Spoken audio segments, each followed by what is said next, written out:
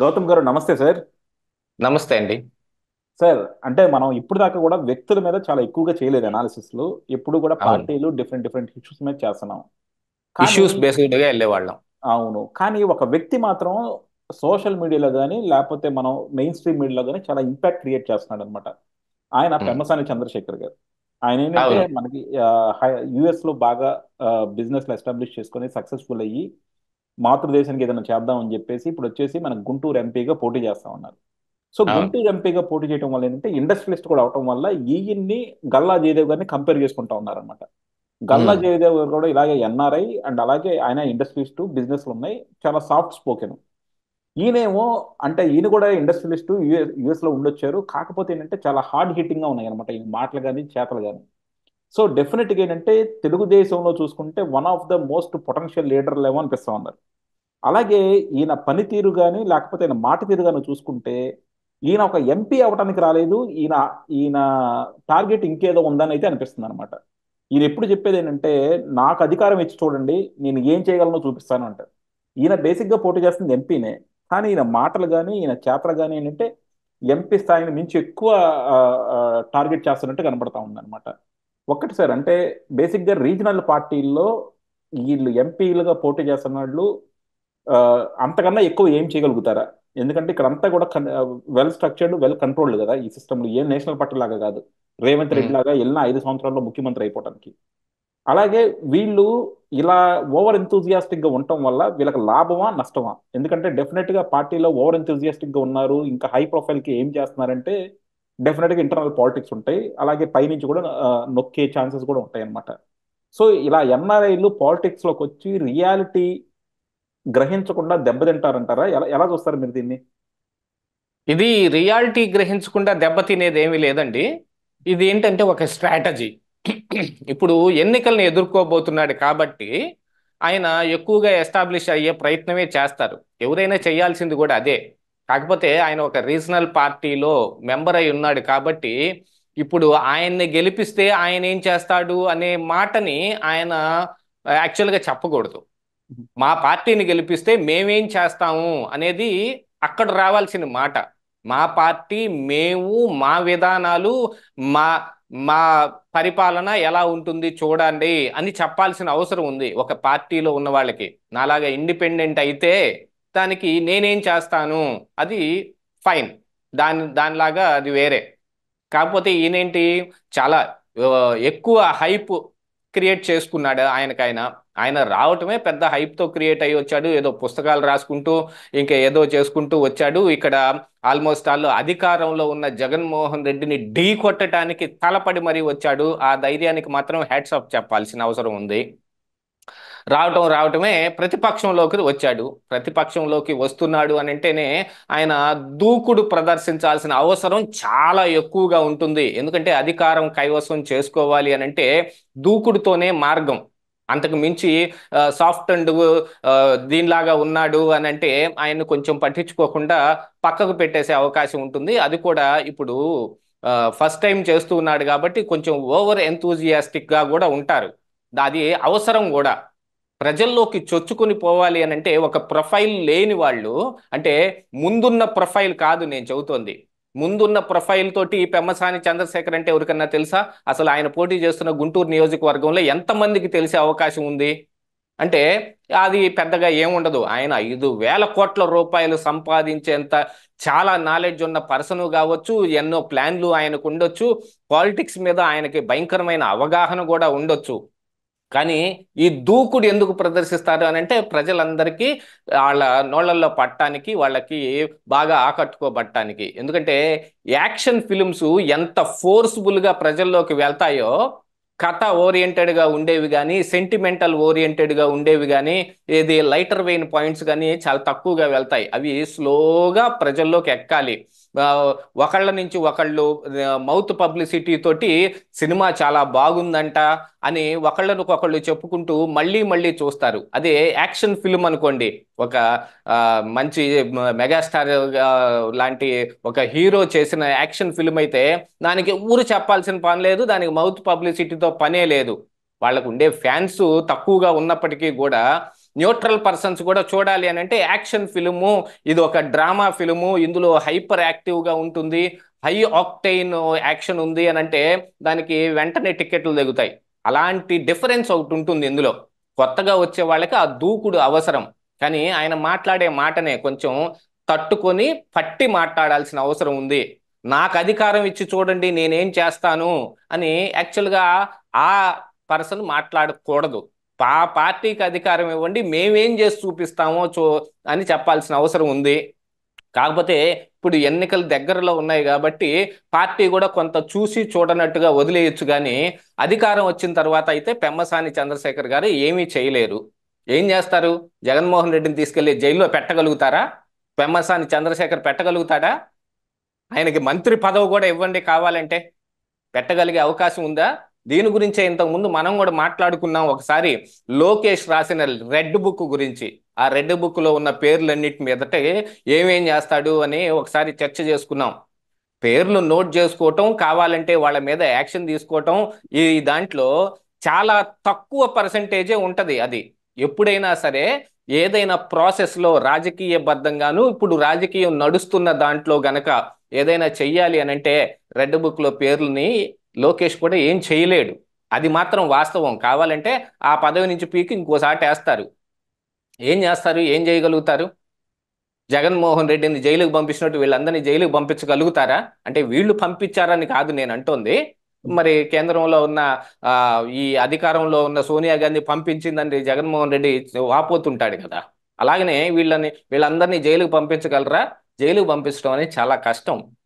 వ్యవస్థల్ని చాలా మేనేజ్ చేసిన తరువాత పైనున్న అధికారంలో ఉన్న నాయకులు ఆ మోడీ అమిత్ షాల సహకారం గట్టిగా ఉండటం మూలాన చంద్రబాబు నాయుడిని తీసుకెళ్లి 53 రోజులు జైల్లో పెట్టగలిగారు తప్ప మిగతా వేటికి కాదు. న్యాయబద్ధంగా పనిచేసే వాళ్ళు ఆ పని చెయ్యలేరు. అలాగనే ఈయన కూడా గుర్తుపెట్టుకోవాల్సిన అవసరం ఉంది. ఎంతమంది ఈ రాష్ట్రం నుంచి ఎంపీలుగా మరి పార్లమెంటుకు వెళ్ళలేదండి? గల్లా జయదేవ్ పార్లమెంట్లో మాట్లాడుతుంటే ఆయన గంటలు గంటలు టైం ఇచ్చేవారు. రామ్మోహన్ నాయుడు మాట్లాడుతుంటే ఆయనకి గంటల గంటలు టైం ఇచ్చేవాళ్ళు. ఇప్పుడు ఈయనకిస్తారు. వాళ్ళు ఏం చేశారు చెప్పండి? ఏది అధికారంలో ఉండి జగన్మోహన్ రెడ్డిని ఏమైనా చేయగలిగారా? మరి ఆంధ్రప్రదేశ్ రాష్ట్రంలో ఇక ఎంపీ ల్యాడ్స్ నిధులతో కానీ లేదు సొంత డబ్బుతో కానీ అభివృద్ధి చేశాము అని అంటే అభివృద్ధి కనపడటం ఎలా కనపడుతుంది? ఒకసారి అది కూడా ఆలోచించుకోవాలి. అభివృద్ధి ఒక రోజులో ఒక చెట్టుని, ఒక పెద్ద వృక్షాన్ని తీసుకొచ్చి ఇక్కడ నాటినట్టు నాటలేరు. విత్తనం నాటాలి, దాని నుంచి మొలక రావాలి, అది పెరిగి పెద్దదవ్వాలి, దాన్ని జాగ్రత్తగా సంరక్షించాలి, అది కాపు కాసే సమయం రావాలి, పళ్ళు రావాలి. అంత టైం ఉంది అభివృద్ధి అంటే. కానీ సంక్షేమం అంటే చెప్పండి, వెంటనే వెంటనే అక్కడి నుంచి మొక్కని కూకటి వేళ్లతో సహా పీకి తీసుకొచ్చి ఇక్కడ నాటితే జరిగినట్టే జరుగుతుంది. ఇప్పుడు చాలా వృక్షాలని, పెద్ద పెద్ద వృక్షాలని దారికి అడ్డం వస్తున్న వాటిని కొట్టిపారేయకుండా ఈ ప్రక్రియను దాన్ని చేపట్టారు, దాన్ని వేరే చోటకి తరలిస్తారు. ఆ అవకాశం ఉంది కాబట్టి. అలాంటి దాన్ని ఇప్పుడు సంక్షేమంలో పెమ్మసాని చంద్రశేఖర్ పాత్ర ఏమిటి? మరి పార్టీ లైన్ అండ్ లెంత్ ఏమిటి? పార్టీ ఏ నిర్ణయం తీసుకుంటే దానికి కట్టుబడి ఉండాల్సిన వాడు పెమ్మసాని చంద్రశేఖర్. అంటే నిర్ణయం తీసుకోవాల్సింది చంద్రబాబు నాయుడు, నిర్ణయం తీసుకోవాల్సింది పొలిట్ బ్యూరో సభ్యులు, నిర్ణయం తీసుకోవాల్సింది పార్టీ. దాన్ని దాటి ఒక్క అడుగు పక్కకు వేయలేడు. మిగతా ఎంపీ అయినా ఎమ్మెల్యే అయినా నేను ఓవర్గా చేస్తాను అన్నా కూడా పార్టీ సహకారం అవసరం.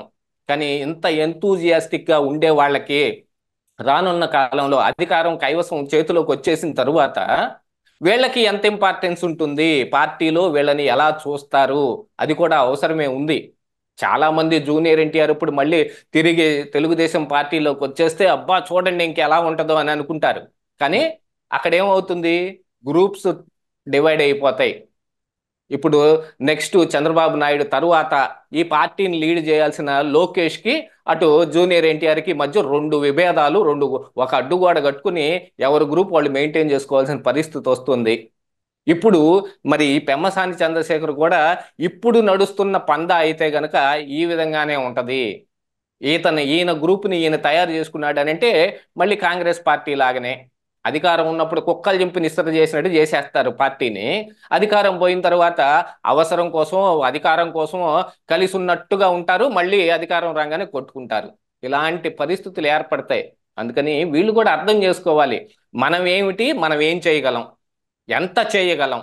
సొంత డబ్బుతోటి చేస్తే ఏమవుతుంది, పార్టీ ఏమైనా మనల్ని ఆపుతుందా, మనం చేయగలిగే అవకాశం మనల్ని కనిపిస్తుందా, లేదు వచ్చిన తర్వాత ప్రతిపక్షంలో ఉన్న జగన్మోహన్ రెడ్డిని ఏది రేపు అధికారం కనుక వీళ్ళకి వస్తే పెమ్మసాని చంద్రశేఖర్ స్వయంగా ఆయన ఏం చేయగలుగుతాడో చెప్పమనండి. ఏమీ చెయ్యలేని పరిస్థితులు ఉంటాయి. ఇప్పుడు మాట్లాడిన, ఇప్పుడు పలికిన బీరాలన్నీ ఆ రోజున పనికి రావు.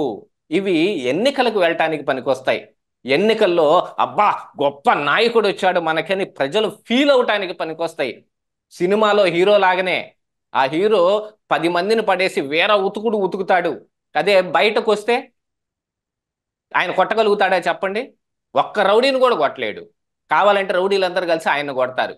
ఇలాంటిదే పరిస్థితి. ఇదేంటంటే ఎంతూసియాసిజం ఎక్కువైపోయినప్పుడు అలాంటి పరిస్థితులు ఏర్పడతాయి. అది మాత్రం అర్థం చేసుకుంటే రాజకీయాల్లో మనుగడ ఎక్కువ ఉంటుంది, ఎక్కువ కాలం రాజకీయాల్లో ఉండగలుగుతారు.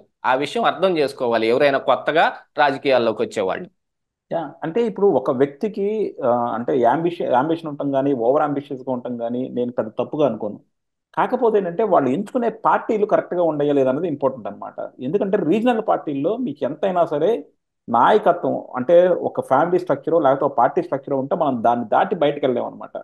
కానీ నేషనల్ పార్టీలో మీకు ఆ ఫ్లెక్సిబిలిటీ ఉంటుంది. ఇప్పుడు మనం చూసుకుంటే రేవంత్ రెడ్డి కాంగ్రెస్లోకి వెళ్ళి 5-6 సంవత్సరాల్లోనే ముఖ్యమంత్రి అవగలిగాడు. అదే ఆయన తెలుగుదేశంలో ఉండుంటే ఆయన సొంతగా గెలిచినా సరే ఆయనకు అంత ఈజీ అయ్యేది కదా ఆ పని. సో ఇలాంటి వాళ్ళు ఇంత చదువుకొని ఇంత అవేర్నెస్ తెచ్చుకొని కూడా ఇంత అంబిషన్ ఉండి ఎందుకు వీళ్ళు రీజనల్ పార్టీస్లోకి వస్తున్నారు నేషనల్ పార్టీలోకి వెళ్లకుండా? వీళ్ళు రీజనల్ పార్టీస్లోకి వస్తున్నారనంటే ఇంతకు మించిన అవకాశం లేదండి. ఇప్పుడు కాంగ్రెస్ పార్టీలోకి, నేషనల్ పార్టీలోకి వెళ్ళాలంటే కాంగ్రెస్ పార్టీ కానీ బీజేపీ కానీ ఉంది. బీజేపీ కానీ కాంగ్రెస్ కానీ ఇప్పుడు వీళ్ళ పరిస్థితి ఏమిటి? ఇప్పుడు ఆంధ్రప్రదేశ్ రాష్ట్రంలో ఈయన పోయి తెలంగాణలోనో, గుజరాత్లోనో, బీహార్లోనో చేయలేడు. ఇప్పుడు ఉమ్. ఈయన ఎంచుకున్న రీజన్ కూడా ఇక్కడ ఆంధ్రప్రదేశ్ రాష్ట్రమే. ఎందుకంటే ఈయన తెలుగువాడు కాబట్టి, అందున ఈ ప్రాంతం వాడు కాబట్టి. ఇక్కడ రాజకీయాలు చెయ్యాలి అని అంటే మన ఆంధ్రప్రదేశ్ రాష్ట్రంలో నేషనల్ పార్టీ లేదు. ఉన్న 2 రీజనల్ పార్టీసే ఉన్నాయి. ఒకటి జగన్మోహన్ రెడ్డి, 2 చంద్రబాబు నాయుడే. ఎందుకు సీఎం అవుతారు చెప్పండి? వాళ్ళిద్దరికి తప్ప వేరే వాళ్ళకి ఆప్షన్ లేదు ఇక్కడ. ఈవెన్ జనసేనకు కూడా ఈ రోజు ఆప్షన్ లేదు పవన్ కళ్యాణ్కి. రేపు ఏమన్నా మంచి ఫలం పుంజుకొని వాళ్ళు కూడా సొంతగా స్టేక్ తెచ్చుకోగలిగినప్పుడు అవకాశం ఉంటుంది, ప్రస్తుతానికి లేదు. వీళ్ళకి వేరే పార్టీల అవకాశమే లేదండి. వెళ్ళగలిగితే 2. ఒకటి వైఎస్ఆర్ కాంగ్రెస్ పార్టీ, 2 తెలుగుదేశం పార్టీ. అందుకని ఇక్కడికే వస్తారు, ఇందులోనే చెయ్యాలి. రాజకీయాల్లోకి రావాలనే ఉద్దేశం ఉన్నప్పుడు కనుక మనకి ఎక్కడ అవకాశం ఉందో ఆడికే కదా వెళ్ళాలి. కానీ అక్కడ ఆ ఏ ఎండకి ఆ గొడుగు పట్టాలన్నట్టుగా ఇప్పుడు ఏ పార్టీలోకి వెళ్తే మరి ఆ విధానాలను నువ్వు అవలంబించాలి తప్ప నీ సొంత విధానం ఏది ఉండదు. ఏ రంగునైతే మీరు నెత్తిన పూసుకున్నారో మీరు ఆ రంగులోనే కనిపించాలి. మీ లోపల ఉన్న రంగుని బయటకు రానివ్వరు వాళ్ళు. పార్టీకి లైన్ అండ్ లెంత్ ఒకటి ఉంటుంది, దాన్ని అవలంబించి దాని లైన్లోనే మీరు కూడా వెళ్ళాల్సిన అవసరం ఉంటుంది. అది ఎంత తొందరగా అర్థం చేసుకుంటే పార్టీలో అంత తొందరగా కలిసిపోతారు. ఆ పార్టీకి అలాగా ఎక్కువ కాలం రాజకీయాలు కూడా చేయొచ్చు. యా, డెఫినెట్గా సార్. ఎందుకంటే మనకి మన ఓపెన్ వాట్ విత్ ఆర్కేలో అంటే బిగ్ డిబేట్ విత్ ఆర్కేలో కూడా ఆర్కే గారు కూడా చాలా క్లియర్గా చెప్పారు. పెంసాని గారు మీరు అన్ని చేసుకునేవన్నీ బాగానే ఉన్నాయి కానీ మీరు రియాలిటీ కొద్దిగా దూరంగా ఉన్నారు. ఇక్కడ ఎంపీగా మీరు చేసుకోవాల్సిన పనులు చాలా తక్కువే ఉంటాయి. మీరు అసలు ఏమీ చేయరు. అంతా చేసేది ఎమ్మెల్యేలు లేదంటే మీ పార్టీ మీ అధినాయకులు వాళ్ళు చేస్తారు తప్ప మీకంటూ పెద్ద ఏమి ఉండదు అని ఆయన ఎక్స్ప్లెయిన్ చేయడానికి ట్రై చేశారు. బట్ ఇదేంటంటే నేను ఎప్పుడు కూడా రెగ్యులర్ పాత్ ఫాలో అవ్వను. నేను అలా అనుకుంటే నేను అసలు యూఎస్లో అంత సక్సెస్ అయ్యేవాడిని కాదు. సో డెఫినెట్గా నాకంటూ కొన్ని ఆలోచనలు ఉన్నాయి అంటున్నారు. సో అలాంటి ఆలోచనలు మంచియే, కాకపోతే చూద్దాం మనం కూడా ఆయన ఎంత ఇంప్లిమెంట్ చేయగలుగుతారో ఎంత మార్పు తీసుకొస్తారో. సో ట్రెండ్ చూస్తే మాత్రం కంపల్సరీ పెమ్మసాని ఈ చంద్రశేఖర్ గారు ఈ గెలుస్తారు. మాట ఈ మాట నెక్స్ట్ ఎలక్షన్ ముందు మాట్లాడమనండి, చూద్దాం. అదే. యా. ఆ రోజుకి అన్ని క్రిస్టల్ క్లియర్ గా పాలకు పాలు నీళ్ళకి నీళ్లు అన్ని తేలిపోతాయి. ఆ రోజు కూడా ఈ మాట మాట్లాడగలిగితే ఆ రోజు ఒప్పుకుందాం ఈ మాటని. Yeah. Okay sir. Yeah, okay. Thank you అండి. Thank you. Thank you.